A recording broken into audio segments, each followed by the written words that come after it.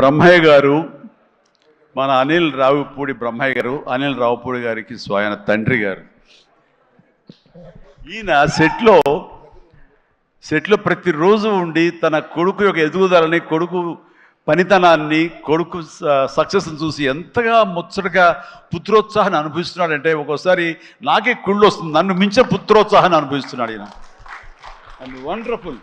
కష్టపడి ఒక డ్రైవర్గా, ఒక ఆర్టీసీ డ్రైవర్గా రేయింబవళ్ళు కష్టపడి కొడుకుకి మన ఎంఎస్ చదివించి అక్కడ కాదు కొడుకు ఇది ఇష్టం అంటే కనుక అటు తీసుకువెళ్ళి సినిమాలకు వెళ్ళమని ఎంకరేజ్ చేసి, అసలు సినిమాల్లో అనిల్ రావుపూడి చెడగొట్టిందే ఈ వ్యక్తి అండి.